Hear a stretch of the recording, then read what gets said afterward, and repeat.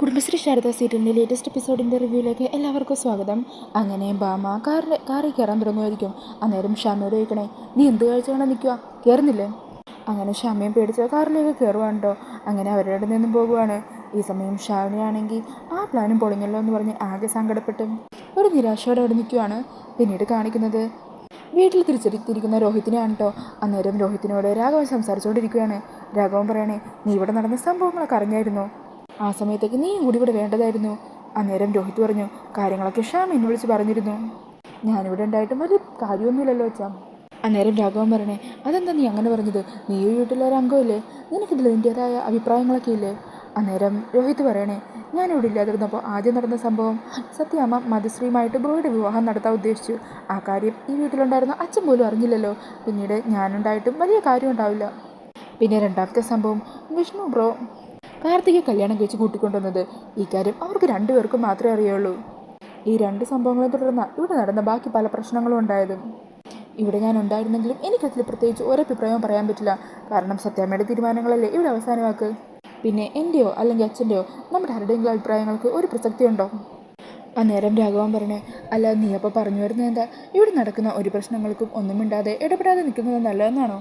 അന്നേരം രോഹിത് പറയണേ, സത്യം പറഞ്ഞാൽ അത് തന്നെയല്ലേ ഇവിടെ ഓരോ സന്ദർഭങ്ങളും നടന്നുകൊണ്ടിരിക്കുന്നത്. അതിൽ നിന്നൊക്കെ ഒരു മാറ്റം ആവശ്യമാണെന്ന് എനിക്ക് തോന്നി. അതുകൊണ്ടാണ് ഞാൻ കോഴിക്കോട് ബ്രാഞ്ചിലേക്ക് പോയത്. എൻ്റെ മുഴുവൻ ശ്രദ്ധ ബിസിനസ്സിൽ മാത്രം ഞാൻ കോൺസെൻട്രേറ്റ് ചെയ്തത്. ഇപ്പോൾ അവിടുത്തെ ബ്രാഞ്ച് നമുക്ക് ഓപ്പൺ ചെയ്യാനായിട്ട് പറ്റി. അവിടുത്തെ ബ്രാഞ്ചിൽ ഏതാണ്ട് എല്ലാ പ്രശ്നങ്ങളും പരിഹരിക്കാനും എന്നെ കൊണ്ട് സാധിച്ചു.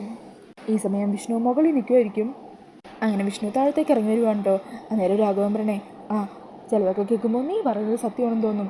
ഇവിടെ എല്ലാത്തിനും ഒരവസാന വാക്കല്ലേ ഉള്ളൂ ബാമ. അവൾ ഓരോന്ന് നടപ്പാക്കുന്നു, നമ്മളതെല്ലാം വെറുതെ കണ്ടു നിൽക്കുന്നു. ഈ സമയം വിഷ്ണു അങ്ങോട്ടേക്ക് വന്നിട്ട് രോഹിത്തിനോട് ചോദിക്കണേ, നീ എപ്പോൾ വന്നു? ഞാൻ ഇപ്പോൾ വന്നേ ഉള്ളൂ. അല്ല അവിടുത്തെ കാര്യങ്ങളൊക്കെ എങ്ങനെയുണ്ട്? അവിടുത്തെ കാര്യങ്ങളൊക്കെ എല്ലാം ഓക്കെ ബ്രോ. ഈ സമയം രാഘവൻ പറയണേ, പേരിനതൊന്ന് ചോദിച്ചു, അല്ലാതെ നിനക്ക് ഒരു ഉത്തരവാദിത്വം ഇല്ലല്ലോ. ഇവനൊറ്റൊക്കെ നോക്കി നടത്തിയ ആ കോഴിക്കോട് ബ്രാഞ്ച് ഈ നിലയിലാക്കിയത്. അന്നേരം രോഹിത് പറയണേ, അച്ഛാ വേണ്ട. അന്നേരം വിഷ്ണു പറയണേ, സാരിയില്ല രോഹിത്തെ, അച്ഛൻ പറഞ്ഞോട്ടെ. ഇവിടെ ഇപ്പോൾ എല്ലാവർക്കും പരിഹസിക്കാനും കുറ്റപ്പെടുത്താനും ഒക്കെയുള്ള ഒരാളാണ് ഞാൻ. അതിലെനിക്ക് ഒരു പരാതിയില്ല. അവരെല്ലാവരും അവരുടെ മനസ്സിലുള്ളതെല്ലാം പറഞ്ഞോട്ടെ. ഈ സമയം രോഹിത് പറയണേ, ബ്രോ ഞാൻ അച്ഛൻ പറഞ്ഞതുപോലെ മുഖം അടച്ച് കുറ്റപ്പെടുത്താനോ അതോ സത്യം ചെയ്യുന്ന പോലെ കണ്ണും പൂട്ടി സ്വീകരിക്കാനോ ഉദ്ദേശിക്കുന്നില്ല. ഞാനും 2 വിവാഹം കഴിച്ച ഒരാളാണ്. സത്യം പറഞ്ഞാൽ ഒരു പെൺകുട്ടി കയറി വരുന്ന വീട് പോലിരിക്കും അവരുടെ കുടുംബജീവിതം എന്ന് പറഞ്ഞു കേട്ടിട്ടുണ്ട്. പക്ഷേ എന്നാൽ സത്യം അങ്ങനെയല്ല. നമ്മുടെ ജീവിതത്തിലേക്ക് കയറി വന്ന പെണ്ണിൻ്റെ സ്വഭാവം പോലിരിക്കും കുടുംബജീവിതം. ആദ്യം എൻ്റെ ജീവിതത്തിലേക്ക് വന്നത് സുസ്മിതയാ. അവൾ എൻ്റെ ജീവിതം ഇരുട്ടിലാക്കി. പിന്നീട് ശ്യാമ കയറി വന്നപ്പോഴാണ് എൻ്റെ ജീവിതത്തിൽ പ്രകാശം ഉണ്ടായത്. പക്ഷേ ബ്രോയുടെ കാര്യം അങ്ങനെയല്ല. ശാലിനി ബ്രോ ഒരിക്കലും വിട്ടുകളയരുതായിരുന്നു.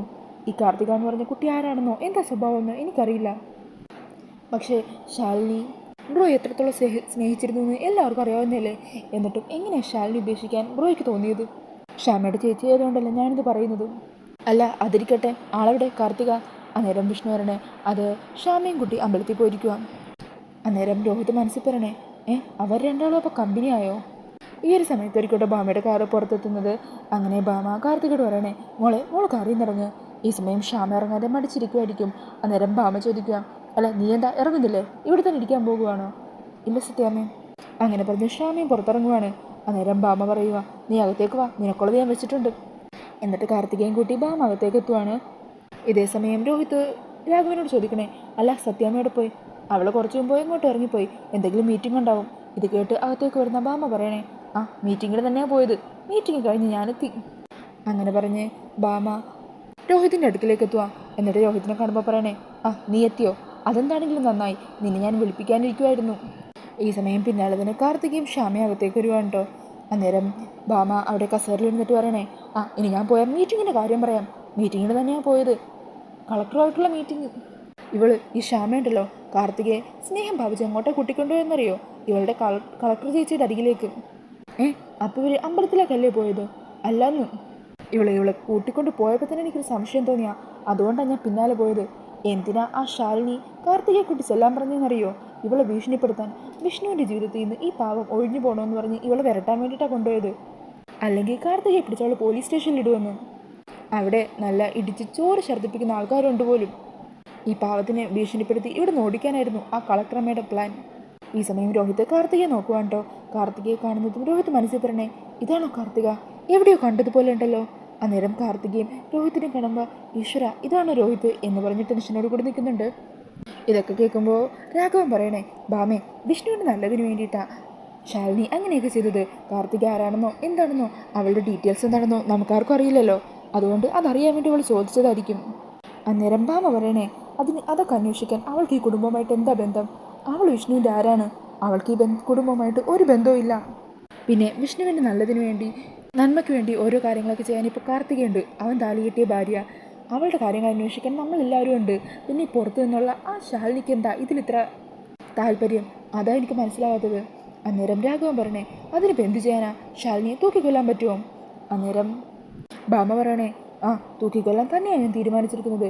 പക്ഷേ ശാലിനിയല്ല, ഇത് ഇവിടെ നിൽക്കുന്നുണ്ടല്ലോ ഒരുത്തി ശ്യാമ, ഇവളെ. അന്നേരം ഭാമ പറയണേ രോഹിതെ നിന്റെ ഭാര്യയായിട്ട് ഇവളിവിടെ കയറി വന്നപ്പോൾ ഞാൻ ഇവളെ കൈ നീട്ടി സ്വീകരിച്ചു. അന്ന് മുതൽ ഇവളോട് ഞാൻ ഒരു വേർതിരിവും കാണിച്ചിട്ടില്ല. ശാലിനിയോട് എനിക്ക് ദേഷ്യമുണ്ട്, എങ്കിലും ആ ദേഷ്യമൊന്നും ഒരിക്കലും ഞാൻ ഇവളോട് കാണിച്ചിട്ടില്ല. ശാലിനി വേറെ ശ്യാമ വേറെ അങ്ങനെ ഞാൻ കണ്ടിട്ടുള്ളൂ.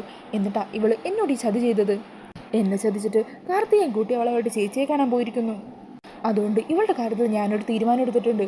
ഇവൾക്ക് തക്കതായി ശിക്ഷ കൊടുക്കാനാണ് തീരുമാനിച്ചിരിക്കുന്നത്. അതിൽ നിനക്ക് എന്തെങ്കിലും എതിർപ്പുണ്ടോ രോഹിത്?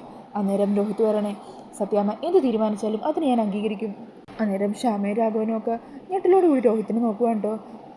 ഈ സമയം ബാമ ശ്യാമയോട് പറയണേ അങ്ങനെയാണെങ്കിൽ നീ നിന്റെ ചേച്ചിനെയോ നിന്റെ വീട്ടുകാരെയോ ആരെയുമായിട്ട് ഇനി ഒരു ബന്ധവും വെക്കില്ലെന്നും അവരോട് ആരോടും സംസാരിക്കുക പോലും ചെയ്യില്ലെന്ന് ആരതി തട്ടി വെച്ച് നീ എനിക്ക് സത്യം ചെയ്തു തരണം.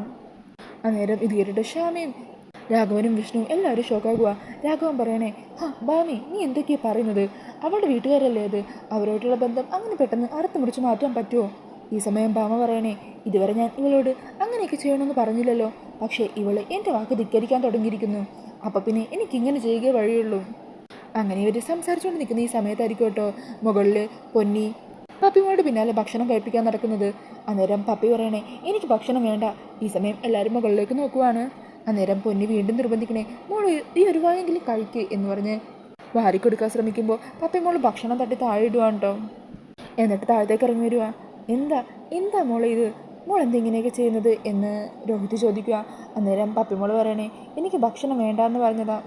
ഈ സമയം രോഹിത് പറയണേ പൊന്നി മോൾക്ക് ഭക്ഷണം വേണ്ടെങ്കിൽ ഇങ്ങനെ നിർബന്ധിക്കണ്ട, അവൾക്ക് വിശക്കുമ്പോൾ അവൾ കഴിച്ചോളും. അന്നേരം പൊന്നി പറയണേ അങ്ങനെ തന്നെ വിചാരിച്ചാ ഇത്ര നേരം ഇരുന്നത്.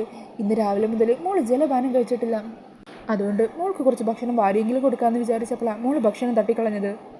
ഈ സമയം ബാമ പപ്പീനെ വിളിക്കണേ മോളെ പപ്പി എന്തു പറ്റി? മോളെന്താ രാവിലെ തൊട്ട് ഭക്ഷണം കഴിക്കാത്തത്? എന്താ എൻ്റെ പൊന്നൂസിന് വേണ്ടത്? അന്നേരം പപ്പി പറയണേ എനിക്ക് ഭക്ഷണം വേണ്ട, ഒന്നും വേണ്ട എനിക്ക്. രോഹിത്തെ നീ എന്താണെന്ന് ചോദിക്കുക. അന്നേരം രോഹിത്ത് ചോദിക്കണേ പപ്പി മോളെ എന്താ? പപ്പി മോൾക്ക് എന്താ പറ്റിയത്? അച്ഛനോട് പറ.